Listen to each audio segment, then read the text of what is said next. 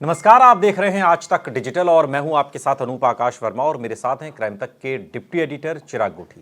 चिराग, बहुत बहुत स्वागत है आपका। यूसीसी यूनिफॉर्म सिविल कोड, इसको लेकर बहुत बातें हुई, हो रही हैं और बीजेपी का तो ये हर चुनाव का चुनावी मुद्दा भी रहता है। लेकिन उत्तराखंड की धामी सरकार यूसीसी पर कई कदम आगे बढ़ गई है। मामला, ये विधेयक विधानसभा के पटल पर है, उस पर बहस चल रही है और जहां तक उम्मीद है कि इसको पास होने में किसी प्रकार की कोई बाधा नहीं है और ये कानून बन जाएगा। लेकिन इस बात को आप समझिए कि अभी यूनिफॉर्म सिविल कोड यानी कि यूसीसी सिर्फ उत्तराखंड में लागू होगा, उत्तराखंड के लोगों पर लागू होगा। लेकिन इसमें कई सारे बिंदु हैं चिराग, और उन कई सारे बिंदुओं में एक जो सबसे दिलचस्प कहिए या सबसे महत्वपूर्ण कहिए और जिसका बहुतायत से लेना देना है, वो लिव इन रिलेशनशिप को लेकर है, जिसमें यूसीसी का ये जो आया है जिसके अंदर प्रावधान है इस बिल में कि जो लिव इन रिलेशनशिप में होगा उसे भी रजिस्ट्रेशन एक तरीके से कराना होगा, उसकी जानकारी देनी होगी। सवाल ये है कि हमारे भारतीय समाज में आज की तारीख में जब हम आपसे बात कर रहे हैं हम आपस में, तो लिव इन रिलेशनशिप को बहुत ढिंढोरा पीट कर उसको नहीं किया जाता। जैसे शादी के रजिस्ट्रेशन की बात तो समझ में आती है, शादी तो गाजे बाजे के साथ होती है, लेकिन लिव इन रिलेशनशिप जो है, ये जो विषय, ये भारतीय समाज में आज भी छिपकर होता है बहुतायत में। कुछ लोग हैं जो ओपनली हैं, तो जब बहुतायत में छिपकर ही हो रहा है तो उसका रजिस्ट्रेशन कैसे होगा? बिल्कुल आपने सही कहा। और सबसे बड़ी बात तो ये ना कि लिव इन रिलेशनशिप, शादी तो एक्सेप्ट है, ठीक है जी, शादी तो सबकी होती है लेकिन ये लिव इन रिलेशनशिप को लेकर अभी भी खुलकर लोग बात नहीं करते। हालांकि एक धड़े में बात होती है और एक धड़े में फॉलो भी किया जाता है, ऐसी बात नहीं है। लेकिन ज़्यादातर लोग मिडिल क्लास की, अगर मैं बात करूँ, लोअर मिडिल क्लास की बात करूँ, वहाँ पर ये कॉन्सेप्ट कहते हैं भाई लड़का लड़की आप पसंद करते हो तो शादी कर लो। हमेशा एक ही बात आती है सामने कि अब आप एक दूसरे को जानोगे, फिर 50 गलतियां एक दूसरे की निकालोगे, फिर 1 साल या 2 साल स्पेंड करोगे, फिर उसके बाद आप कहोगे जी हमें नहीं करनी। तो आजकल क्या है कि तो शादियों को लेकर जो यूथ है वो वैसे ही थोड़ा बचता है, मैं ही कहूँगा बहुत, मतलब इसमें कोई दो राय नहीं है, थोड़ा डिले करता है। बचता नहीं कहूँगा, मैं कहूँगा डिले करता है थोड़ा, कि ठीक है यार बहुत जान लें, बूझ लें, समझ लें। ऐसा नहीं है कि माँ बाप ने तय कर दी और कर ली शादी। दूसरा, अब जब वो डिले करता है कि भाई चलो ठीक है, पहले मैं पूरा जांच परख लूँ, अब इसको लेकर एक रजिस्ट्रेशन यानी डिक्लेयर करना पड़ेगा। ये नया कानून कहता है आपको अब डिक्लेयर करना पड़ेगा जी आप लिव इन रिलेशनशिप में रह रहे हैं। और उसका खामियाजा क्या होगा कि आपको पुलिस को बताना होगा, प्रशासन को बताना होगा, और हालांकि उनकी परमिशन नहीं लेनी होगी। आप बालिग हैं तो आप भाई साथ रह सकते हैं, इसमें कोई कानून ऐसा नहीं कहता कि आप बालिग हैं और साथ नहीं रह सकते। लेकिन ये लिव इन रिलेशनशिप में डिफाइन कैसे होगा? ये पहली बात ये है कि कैसे डिफाइन होगा कि ये जो दो लोग रहते हैं एक घर में, ये लिव इन रिलेशनशिप में रहते हैं? अब क्या है, लड़के लड़कियां छिपाने के पर्पस से भी लिव इन रिलेशनशिप में रहते हैं। अब वो क्यों बताएंगे और बता के क्यों आ बैल मुझे मार वाली स्थिति लाएंगे, पहली बात। दूसरी बात, अब कोई लड़का लड़की एक साथ रह रहे होंगे तो कई बार हम देखते हैं पीजीज में रहते हैं एक कमरे में, महानगरों में तो बहुत आम है ये। तो ऐसे में अगर वो साथ रह रहे होंगे तो उनको लिव इन रिलेशनशिप कैसे कह दोगे आप? भाई वो कहेंगे हम तो ऐसे फ्रेंड रह रहे हैं।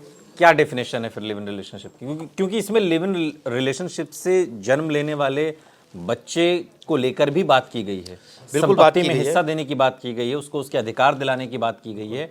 लेकिन क्या ये लिव इन रिलेशनशिप का रजिस्ट्रेशन और शादी के रजिस्ट्रेशन, क्या फर्क आप महसूस कर रहे हैं इस यूसीसी में? इसमें यूसीसी में ये क्लियर कह रहा है कि भाई आप जो भी कर रहे हैं आपको रजिस्टर्ड कराओ, सरकार को पता होना चाहिए आप क्या कर रहे हो।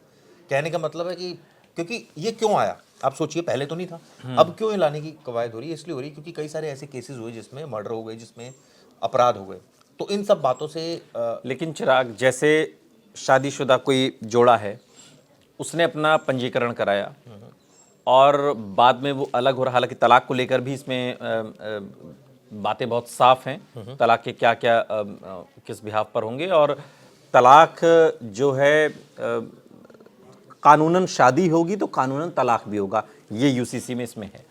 लेकिन जो लिव इन रिलेशनशिप में है, मान लीजिए 2 साल का उसका रिलेशनशिप है, तो वो क्या फिर जाए दोबारा रजिस्ट्रेशन कराने। नहीं नहीं, एक बार जाए और 2 साल ही क्यों चले, 2 महीने भी नहीं चलता बहुतों का तो। तो शादी भी नहीं चलती है। हाँ लेकिन शादी नहीं चलती, लेकिन उसमें यह है कि आप 1 साल, कम से कम आपको 1 साल बाद आप उसका तलाक लेंगे, ये यूसीसी नया कहती है। कुछ एक बिंदुओं, मसलन नपुंसकता है या अन्य कोई ऐसा कारण है जिसमें बिल्कुल ही जीरो टॉलरेंस की स्थिति है, उसे छोड़ के 1 साल का है कि 1 साल फिर भी आपको रहना होगा। लेकिन लिव इन रिलेशनशिप को चिराग, उसमें तो 1 साल के, उसमें 10 दिन का ही भरोसा नहीं है। तो कब वो महसूस करें कि हाँ अब हमें रजिस्ट्रेशन कराना है। विवाह में तो ठीक है कि भाई आपके फेरे हुए, शादी हुई, या जिस भी धार्मिक रीति रिवाज से हुए, तो अब आप पंजीकरण कराइए। लिव इन में कैसे डिसाइड होगा? डे 1 से डिसाइड होगा। जो लोग रहना चाहते हैं, कपल रहना चाहते हैं, वो डिसाइड खुद ही करेंगे और खुद ही इंफॉर्मेशन देंगे।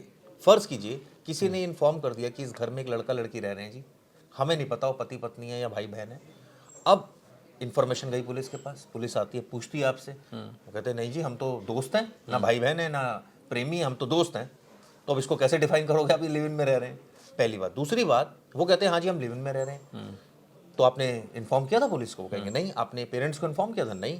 ठीक है, तो आपको 6 महीने तक की सजा हो सकती है। यानी कि अगर लिव इन का रजिस्ट्रेशन नहीं कराया तो 6 महीने आपको जेल के अंदर जाना पड़ सकता है। इसमें ये प्रावधान है, और जुर्माने का भी प्रावधान है। आगे बताता हूँ इसको। जो और दरअसल ये अनुसूचित जनजाति को दायरे से बाहर रखा गया है। बाकी जो ओवरऑल पॉपुलेशन है उनको इसमें इंक्लूड किया उत्तराखंड की, उत्तराखंड की सिर्फ। अब सवाल ये है कि उत्तराखंड में क्यों आए ये? और भी स्टेट्स हैं, क्या पूरे देश में लागू होने जा रहा है कि बड़ी भ्रम की स्थिति वो तो देखिए स्टेप बाय स्टेप वो जैसा भी होगा, लेकिन फिलहाल उत्तराखंड से कम इसकी शुरुआत हो रही है। लेकिन एक सवाल का मुझे जवाब दीजिए। एक फिल्म है हंगामा, सभी ने देखी होगी, कॉमेडी फिल्म है, और उसमें एक सीन, एक प्रसंग है कि एक मकान मालिक है जो घर अपना देता ही किराए पर उन लोगों को जो शादीशुदा हैं, और इसलिए जो आफताब शिवदासानी का जो कैरेक्टर है और एक जो हीरोइन है, वो लोग उसके घर में पति पत्नी बनकर वो किराए पे लेते हैं। उनकी मजबूरी ये है कि उनको भी रूममेट चाहिए होता है, और